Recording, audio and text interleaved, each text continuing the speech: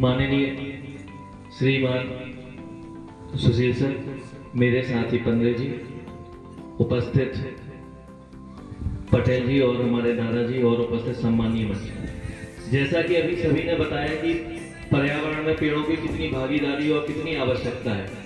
जैसे कि अभी हम बात करें कि अभी आप लोगों ने एक केला खाया ना, सभी को मिला केला? अरे हाँ, कुछ केला खाने के बाद आवाज तो आ सकती है। आया?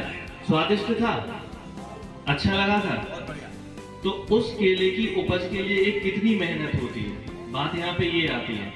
हम लोगों ने क्या किया, हम लोगों ने सिर्फ उस केले को खाने का आनंद लिया, लेकिन उस केले को उत्पन्न होने में, उसकी उपज होने में कितनी मेहनत लगती है, इस बारे में हमने कभी ना सोचा ना कभी चर्चा की। बात यहाँ से चालू होती है।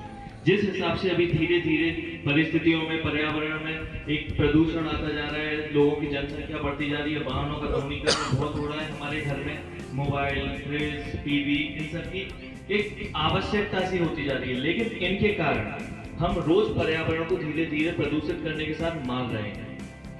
आज यही स्थिति है कि जब आप दिल्ली जैसे बड़े राज्य वगैरह, केंद्र शासित प्रदेश पर जाते हैं, तो आप जब सांस लेते हैं तो आपको सांस लेने में एक क्षमता लगानी पड़ती है। जैसे यहाँ पे हम सांस ले रहे हैं तो हमें कोई एक बल वगैरह का प्रयोग नहीं करना पड़ता, हम एक सीधे से सांस लेते हैं, हमें पता भी नहीं चलता। लेकिन जैसे आप दिल्ली जाएंगे, मुंबई जाएंगे, तो आपको सांस लेने में अपने फेफड़ों पे एक जोर देना पड़ेगा। इसलिए पर्यावरण के साथ साथ, जैसे कि हम जानते हैं, हम अपने शरीर को कितना स्वस्थ रखते हैं कि हमें कोई चोट लग जाए हम तुरंत उस पर मलहम पट्टी लगा लेते हैं। इसके अलावा अभी जैसे बरसात का सीजन है, हम आइसक्रीम वगैरह नहीं खाते हैं, बाहर की चाट फुल्की वगैरह नहीं खाते, जिससे हमारे शरीर को एक मतलब हम लोग स्वस्थ रहें। जब हम इन चीजों का ध्यान रखते हैं तो हम अपनी भूमि को क्यों नहीं स्वस्थ रखते? अब हमें अपने पर्यावरण को भी स्वस्थ रखना है। पर्यावरण ने हमें इतना कुछ दिया, पेड़ों ने हमें इतना कुछ दिया कि अब ये हमारी जिम्मेदारी है कि अब हम अपना कर्तव्य उनको लौटाएं। मतलब ये हमारा उनके प्रति एक कर्तव्य है कि अब हम पेड़ लगाएं। जो जैसे पहले, आज से 40 साल पहले जो हमारी भूधरा थी, जो जिस हिसाब से उपजाऊ खेती होती थी, हर चीज में उपजाऊ थी, हमें किसी भी प्रकार के उर्वरक, किसी भी प्रकार के रसायनों की आवश्यकता नहीं होती थी। लेकिन अब देखें ना, हमें कितने प्रकार के रसायनों की आवश्यकता होती है। तो भूमि भी अपनी उर्वरा शक्ति धीरे धीरे क्षीण होती जा रही है, वो अपनी उर्वरा शक्ति कम कर रही है। अब जैसे कि हम एक चीज जानते हैं, लेकिन क्या होता है कि कृषि विभाग में आपको हर 3 साल में एक बार अपनी मृदा का परीक्षण कराना चाहिए, अपनी भूमि का, कि आपकी, जैसे हमारे शरीर में कुछ क्षमताएं होती हैं, हर व्यक्ति से सब काम नहीं होता। कोई व्यक्ति एकदम तेज दौड़ सकता है, लेकिन दूसरा तेज नहीं दौड़ सकता। वो अपनी क्षमताओं का आकलन करके अपने स्वास्थ्य के अनुसार कार्य करता है। ऐसे ही एक मिट्टी की भी जान रहती है। अब उस मिट्टी की जान के लिए हमें 3 साल में तो एक बार मृदा परीक्षण करना चाहिए। और मृदा परीक्षण करने के लिए हमारे मध्य प्रदेश में अभी तक 24 प्रयोगशाला है। अभी यहाँ से नजदीक प्रयोगशाला या तो आपको सीहोर पड़ेगी या तो फिर आपको इंदौर पड़ेगी। भोपाल में भी है, सागर में भी है, शायद देवास में नहीं है। तो उसके मतलब मृदा परीक्षण के 2 तरीके हो सकते हैं। या तो आप स्वयं, ये कृषि कल्याण एक वेबसाइट है, मोबाइल तो सभी चलाते होंगे ना, लगभग सबके पास है मोबाइल, अभी चला भी रहे थे, है ना?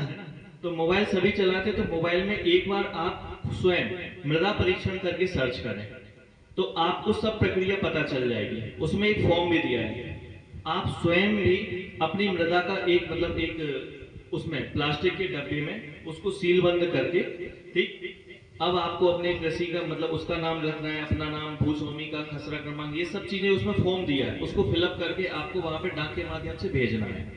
एक ये प्रक्रिया है। नहीं तो आप क्या करें कि देवास में कृषि विभाग कार्यालय या सॉइल कंजर्वेशन एक डिपार्टमेंट, कृषि विभाग की एक शाखा रहती है, वहां पे जाएं और वहां पे आप उनको यदि ये पूरी बात बताएंगे तो वो आपका मृदा परीक्षण करवा, है ना? ये आ गया ना समझ में आपको? तो हर 3 साल में हमें क्या करना है, एक बार अपनी भूमि की जांच करवानी है। उससे हमें ये पता चलेगा कि हमारी भूमि के अंदर कितने उर्वरकों की कमी है। और जैसे ही हमें पता चलेगा इन उर्वरकों की कमी है, तो वहीं पे हमें क्या करना, उनसे सलाह लेनी है। ये कृषि विभाग उसके लिए थोड़ी बनाया कि अकेले वो पौधे देंगे, बीज देंगे, नहीं। कृषि विभाग इसके लिए भी है कि यदि आपको कोई समस्या जाती है तो आप उनसे पूछें कि हमारी भूमि में इतनी उर्वरकों की कमी, हमें क्या करना है। तो फिर वो आपको जैविक खेती के तरीके भी बताते हैं, वो भी बताएंगे कि आप जैविक खाद किस तरीके से बनाएं। जैसे पहले के समय क्या होता था, गोबर गैस का एक प्रचलन चला था, अब तो वो पूरी तरीके से बंद हो गया। गोबर गैस का इतना अच्छा प्रयोग था कि आपको वो गैस भी देता था, साथ में आपको उर्वरक वगैरह सभी देता था। आ रहा है समझ में भी आपको? नहीं आया मतलब? नहीं आ रहा है। नहीं, पीछे से आवाज नहीं है। चलिए चलिए, धन्यवाद। बाकी आपको कोई भी समस्या हो तो विधिक सेवा प्राधिकरण के पास आपको आना है, आपको समझना है कि क्या हो। ठीक है, चलिए धन्यवाद।